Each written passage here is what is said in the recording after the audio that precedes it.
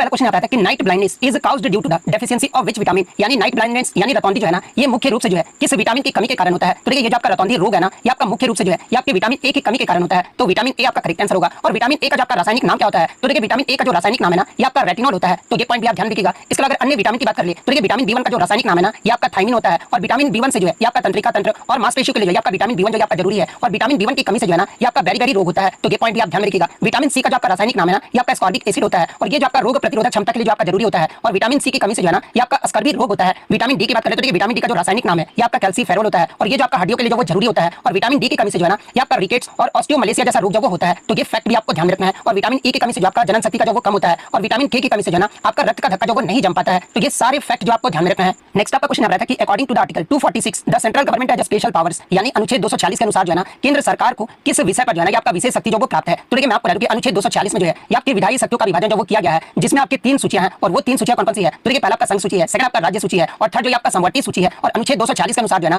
केंद्र सरकार को संघ सूची में शामिल विषयों पर जो है कानून बनाने की विशेष शक्ति जो वो प्राप्त है। इसका मतलब ये हुआ कि रक्षा, विदेशी मामले, मुद्रा आदि जैसे जो राष्ट्रीय महत्व के विषय है ना, इस पर कानून बनाने का जो अधिकार है ना ये आपका केवल संसद के पास है। राज्य सरकारों के पास जो है इस पर कानून बनाने का जो अधिकार है वो नहीं दिया गया है। इसके अलावा मैं आपको बता दूं कि राज्य सूची, इस सूची में शामिल विषयों पर जो है ना कानून बनाने का जो अधिकार है ये आपका केवल राज्य विधानमंडल का है। जबकि समवर्ती सूची की बात कर ले तो इस सूची में शामिल विषयों पर कानून बनाने का जो अधिकार है ना ये आपका संसद और राज्य विधानमंडल दोनों का ही है। लेकिन यदि किसी विषय पर दोनों के कानून में अगर आपका टकराव होता है ना तो संसद द्वारा जो आपका बनाया गया कानून है ना यही जो आपका मान्य जो वो किया जाएगा। तो क्वेश्चन में जो आपसे केंद्र सरकार के बारे में पूछा गया था तो केंद्र सरकार में जो है ये आपका संघ सूची में जो आपका कानून बनाने का जो है विशेष शक्ति जो वो प्राप्त है। तो संघ सूची आपका करेक्ट आंसर होगा। नेक्स्ट आपका क्वेश्चन आ रहा था कि एक्सेल में B5 का मतलब जो वो पूछा गया था। तो देखिए एक्सेल में B5 का जो मतलब होता है ना, B का जो मतलब होता है आपका कॉलम होता है और 5 का जो मतलब होता है ना आपका पंक्ति यानी रो होता है। तो B वाले में कॉलम आपका करेक्ट आंसर होगा और 5 जो आपका रो होगा। तो B कॉलम और 5 रो जिस भी ऑप्शन में बच्चे ने इस प्रकार से टिक किया होगा उनका यहाँ पे करेक्ट आंसर होगा।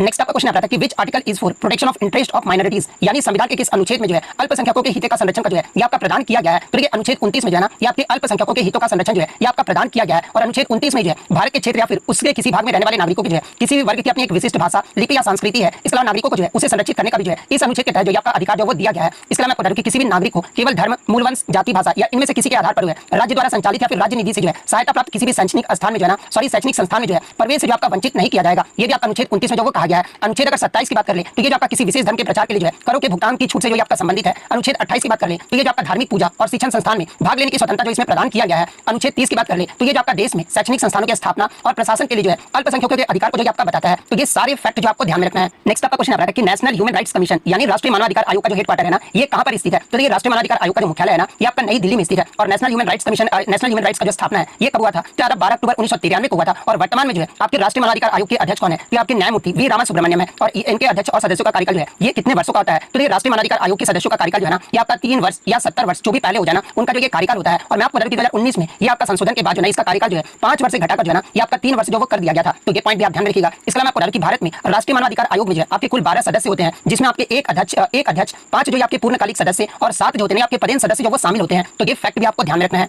नेक्स्ट क्वेश्चन आपका था कि रामोसी विद्रोह जो है ये किसके विरोध में हुआ था, जहां पे ऑप्शन आपका मुगल, राजपूत या ब्रिटिश जो वो दिया गया था। तो ये रामोसी विद्रोह जो है आपका ब्रिटिश शासन के विरोध में हुआ था। और ये जो आपका विद्रोह है ये आपके ब्रिटिश शासन की नीतियों, विशेषकर जो आपके भूमि कर की भारी दर और कठोर संग्रह प्रणाली के विरोध में जो आपका हुआ था। तो ब्रिटिश शासन आपका यहाँ पे करेक्ट आंसर होगा। इसके अलावा मैं आपको बता दूं कि रामोशी विद्रोह में 1822 में जो आपका महाराष्ट्र की पश्चिमी घाट यानी मुख्य रूप से जो है ये आपका सतारा और पुणे क्षेत्र में हुआ था। और इसका जो नेतृत्व 1822 में जो है ये आपका किसके द्वारा किया गया था, तो आपके चितूर सिंह के द्वारा जो वो किया गया था। और 1825 से 27 में जो आपका रामोसी विद्रोह का जो नेतृत्व है ना ये आपके उमाजी नायक के द्वारा जो वो किया गया था। तो ये फैक्ट भी आपको ध्यान रखना है।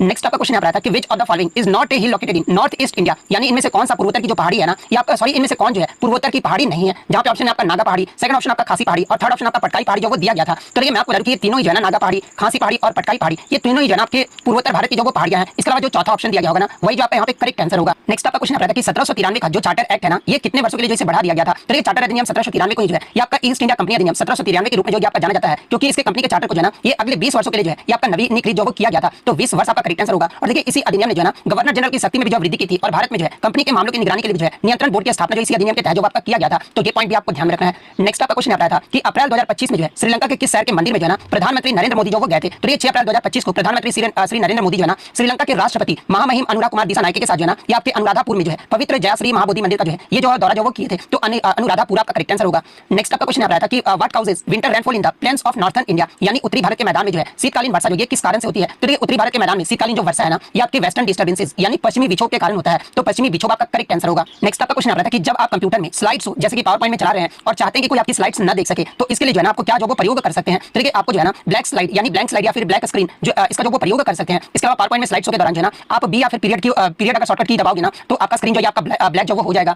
इसके अलावा अगर आप डब्ल्यू या फिर कॉमा दबाओगे ना तो आपकी जो स्क्रीन है ये आपका पावर पॉइंट में जो है ना ये आपका व्हाइट जो वो हो जाएगा। तो इनमें से आपका जो भी ऑप्शन में दिया गया होगा वो आपका यहाँ पे करेक्ट आंसर हो।